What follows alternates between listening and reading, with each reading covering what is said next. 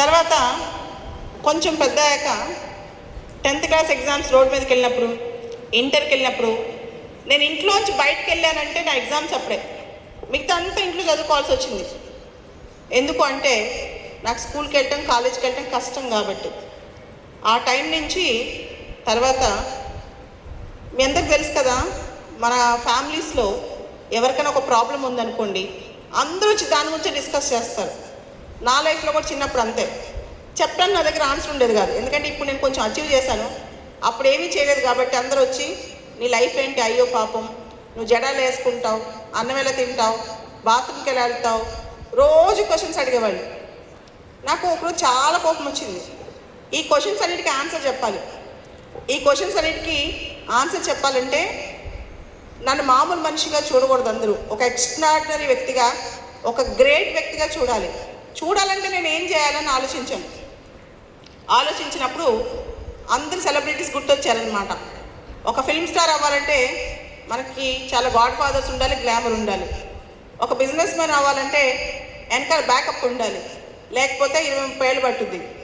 లేకపోతే ఒక sports star అవ్వాలంటే కాళ్ళు చేతులు బాగుండాలి, ప్రాక్టీస్ చేయాలి. నాకు ఏ క్వాలిఫికేషన్స్ లేవు, నేను ఏం చేయాలి? అప్పుడు చిన్నప్పుడు నేను మా ఇంట్లో మా కజిన్ ఒక అన్నయ్య ఉండేవాళ్ళు.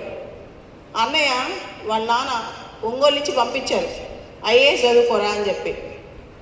మా ఇంట్లో కూర్చుని ఐఏఎస్ ప్రిపేర్ అవుతూ ఉండేవాడు. ఒకసారి ఆయన కొన్ని మ్యాగజైన్స్ ఉన్నాయని చేతిలో, దానిలో టాపర్స్ ఫొటోస్ ఉన్నాయన్నమాట. నాకు అప్పుడు అన్నయ్య వీళ్ళు ఎవరన్నా, వీళ్ళందరూ ఐఏఎస్ ఫస్ట్ ర్యాంక్ వచ్చిన వాళ్ళు అన్నాడు. ఓకే, ఐఏఎస్ ర్యాంక్లు వస్తే మనం గ్రేట్ అవుతామా? మన పేపర్లో ఫొటోస్ వేస్తారు, మన ఫొటోస్ అంటే అవును అంటే నేను ట్రై చేయొచ్చా అన్న. నీ మొక్కం, నీకు చదివే రాదు కదా, నువ్వేం ట్రై చేస్తావు అన్నాడు.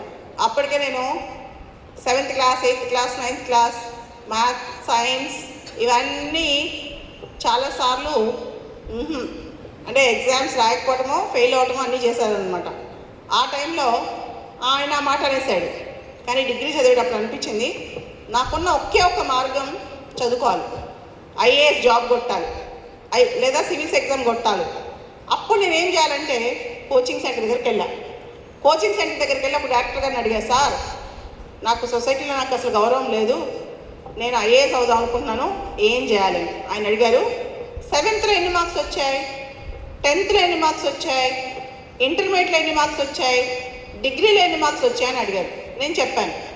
చెప్తే అమ్మా నీకు వచ్చే మార్కులను బట్టి చూస్తే నువ్వు సివిల్స్ ఎగ్జామ్ కాదు, group 2, group 3 exam, physically challenge వాళ్ళకి సర్టిఫికేట్ ఉంటుంది కదా, అది తీసుకెళ్తే ఆ ఎగ్జామ్లో నీకు రిజర్వేషన్లో పోస్ట్ ఇస్తారు, దానికోసం ట్రై చేయన్నాడు.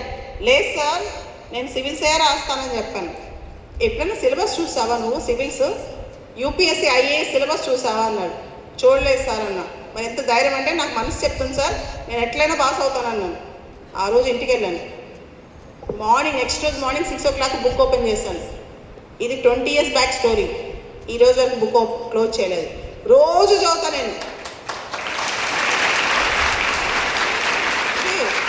రోజు చదువుతాను నేను. మీరు చాలామంది చూసే ఉంటారు, ఇప్పుడు బయటకు వెళ్తే కూడా చాలామంది మీ వీడియోస్ చూస్తా అని చెప్తారు. ఎవ్రీడే చదువుతా, ఎవ్రీడే క్లాసులు చెప్తా, ఎవ్రీడే వీడియోస్ చేస్తా, ఎవ్రీడే 2 తెలుగు రాష్ట్రాల్లో ఏదో ఒక ప్లేస్కి వెళ్తా.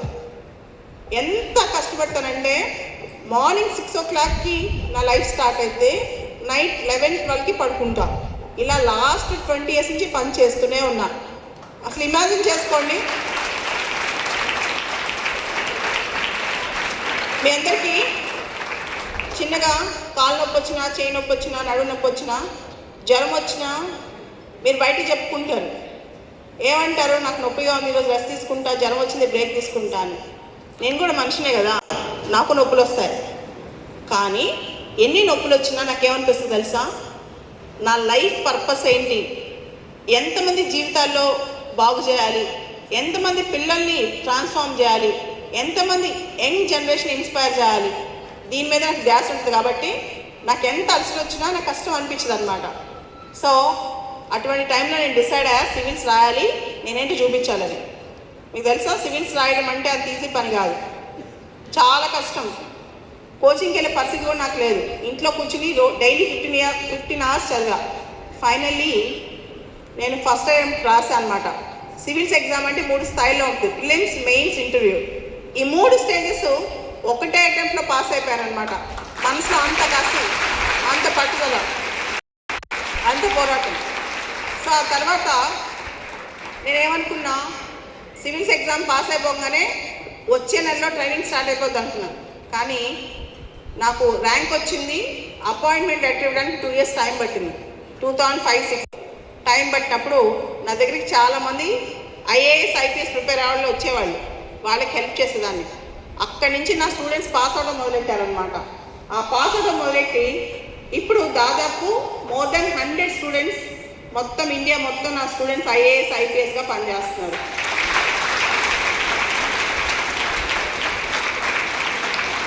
అయితే చాలామంది అనుకుంటారు ఏదైనా ఒక దానిలో ర్యాంక్ సాధించాలంటే ఇంట్లో వాళ్ళ సపోర్ట్ ఎక్కువ ఉండాలి, చిన్నప్పటి నుంచి చదవాలనుకుంటారు. నేను అంటాను, అన్నిటికన్నా ఇంపార్టెంట్ మన విల్ పవర్, మనకున్న పట్టుదల, మన మానసిక స్థితి. మీకు ఒక అమ్మాయి స్టోరీ చెప్తాను. అమ్మాయి పేరు ఐరా సింగల్. ఫస్ట్ టైం వాళ్ళ ఇల్లు నార్మల్ ఫ్యామిలీ, మనలాంటి కుటుంబం అనమాట. అమ్మాయి పుట్టినప్పటి నుంచి ఫిజికలీ ఛాలెంజ్డ్. వాళ్ళ నాన్న కష్టపడి చదివించారు. చదివించిన తర్వాత ఒక స్థాయికి వచ్చిన తర్వాత ఎంబీఏ చదివింది అమ్మాయి. ఎంత చదివిందంటే ఐఐఎంలో ఎంబీఏ చదివింది. చదివిన తర్వాత డైరీ మిల్క్ సిల్క్లో జాబ్ వచ్చింది అమ్మాయికి. నెలకి 3 లక్షల జీతం. 10 సంవత్సరాల క్రితమే నెలకి 3 లక్షల జీతం. నేను డైరీ మిల్క్ సిల్క్లోనే కదా జాబ్ చేస్తాను, ఇంకా గ్రేట్ అవ్వాలని చెప్పి ఐఏఎస్ అవుదాం అనుకుంది. ఐఏఎస్ అవుదాం అనుకుని అమ్మాయి ఏం చేసింది, సివిల్స్ రాసింది. కానీ నువ్వు సరిగ్గా నడవలేవని చెప్పి అమ్మాయికి జాబ్ ఇలా. నెక్స్ట్ టైం ఏం చేసింది తెలుసా, మళ్ళీ కష్టపడి చదివి ఆల్ ఇండియా ఫస్ట్ ర్యాంక్ తెచ్చుకుంది. ఇంకా తప్పదు కదా, ఆ అమ్మాయిని పిలిచి సన్మానం చేసి ఉద్యోగం ఇచ్చారు. చాలా సన్నగా, చాలా నార్మల్ ఉంటుంది. కానీ మార్నింగ్ 6 o'clock ఎంత ఎనర్జీతో ఉంటుందో నైట్ 12 o'clock కూడా అంతే ఎనర్జీతో ఉంటుంది.